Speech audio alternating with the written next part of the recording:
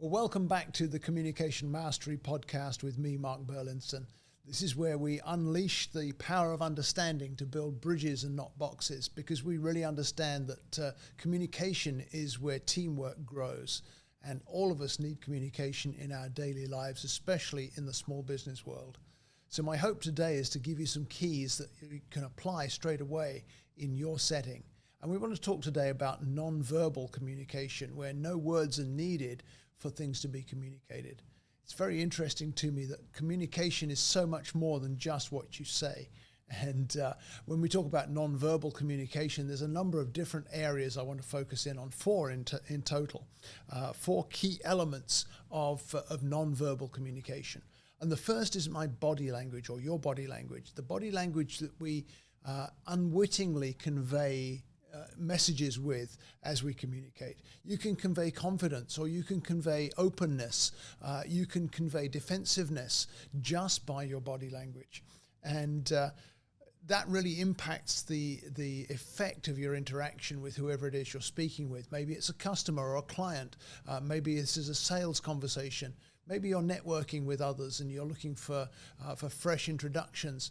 The way that you position your body, the way you use your body language can make a big difference.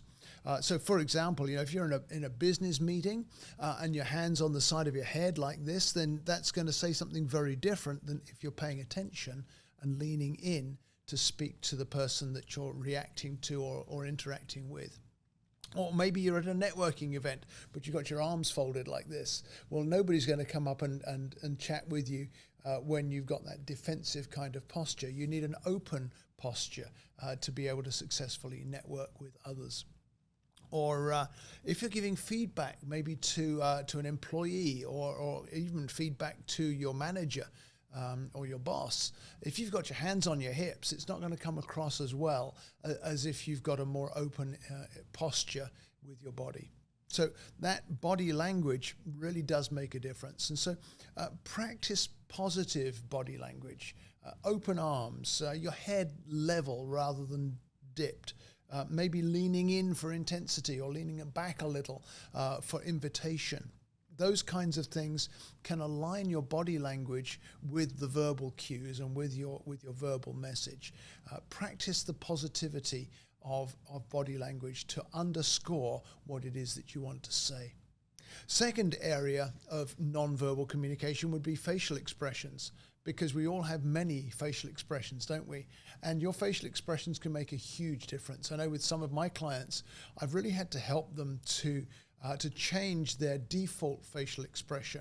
That sort of resting frown face that can convey something they never intended to convey, simply because that's the way your face goes naturally when you're not thinking about it.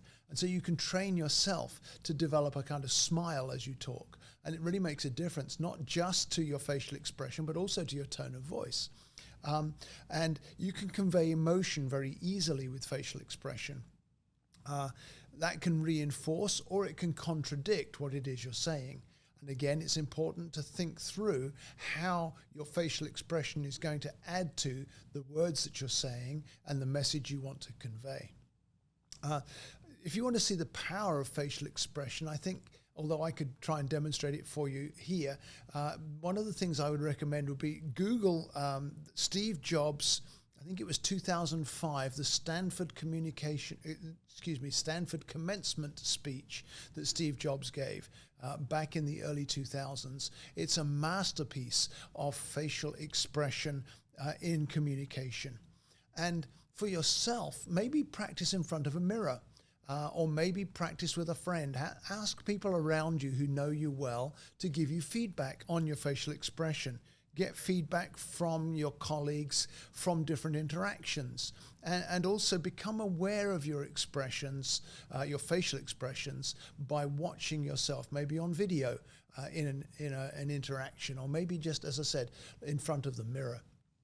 Because you'll come across differently if you can change the facial expression to be more positive than is your default maybe.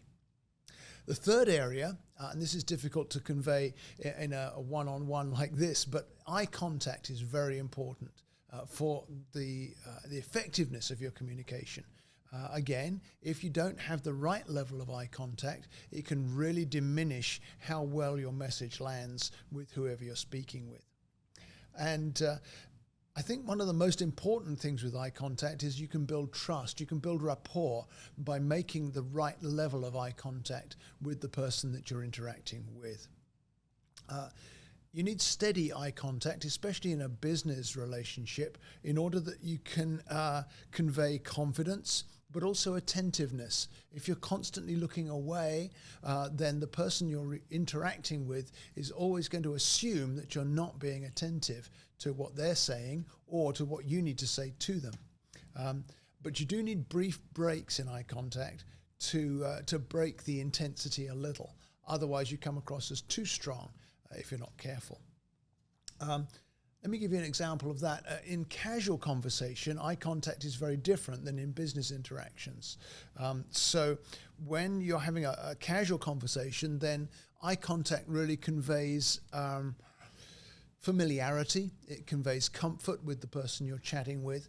But in a business setting, you want to have direct eye contact with those brief breaks in order to build a professional rapport with the person you're conversing with.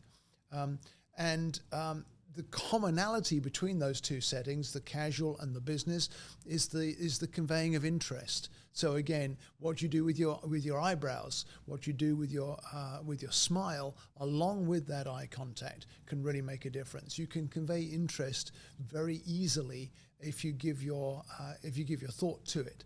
How would I want to be received with interest by someone I'm speaking to? And try to mirror that back to the person you want to show interest to.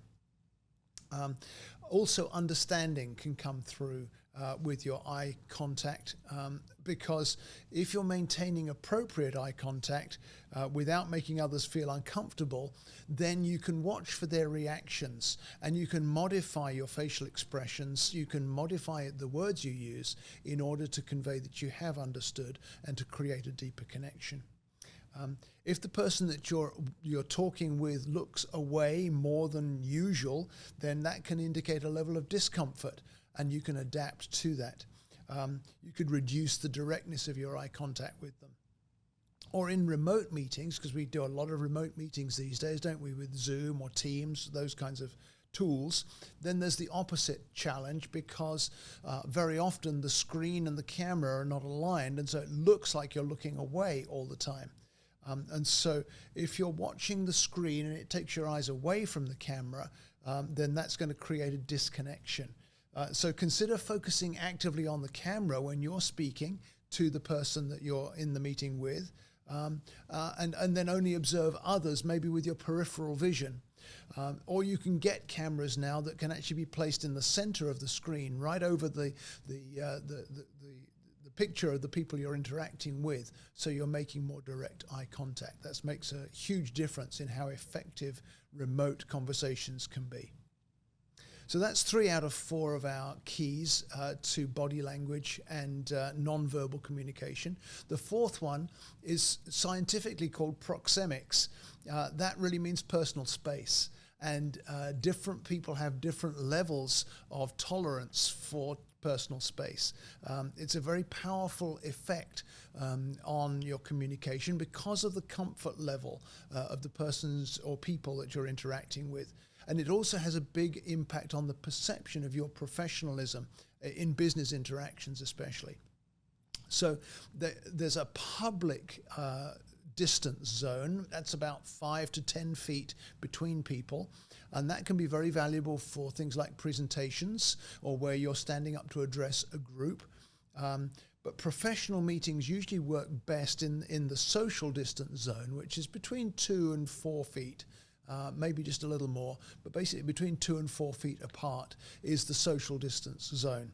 So in a presentation, you're going to be further away from your audience, and so you need to take care not to move so far away that you become disconnected, or you can purposefully move closer to engage the audience or to engage different segments of the group that you're talking with, or maybe even to make a point. You might lean in to emphasize something specific.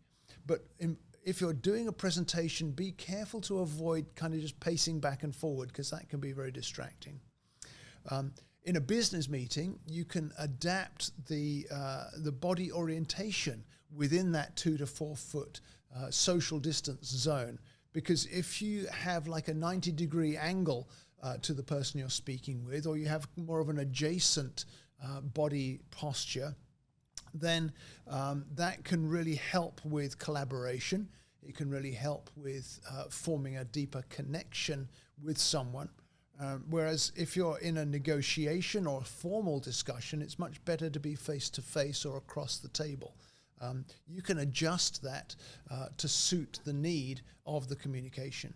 And you can gauge comfort levels again by watching facial expressions and body language. If they're maybe leaning away or people are stepping back, that gives you feedback as to whether your proxemics, your personal space, is effective for that setting or not. It's important to be mindful of the physical space in your work environments, to arrange meeting spaces to foster that sense of connection and collaboration, particularly considering the size or the nature of your team. If you've got a bigger team, obviously there'll be a different arrangement than if this is a small team of just 2 or 3. So in conclusion, pay attention to all these non-verbal cues and these non-verbal challenges in your daily interactions, because as you master these skills, it can really improve your communication, increase your effectiveness. You can form stronger relationships, and that will make your business much more successful. So why don't you let me know the scenarios that you see this in practice in, or maybe problems that you've found in terms of nonverbal communication. Give me some feedback, because I'd love to include your questions and your responses, or my responses, excuse me, in our next question and response episode, which is coming up in a few weeks' time. So also, could you give me a helping hand to get the word out by either reviewing this podcast, or maybe even just pull out your phone right now and text the link to this episode to a friend you think could be helped by what we've talked about today. Thanks again for your help. Thanks for your attention.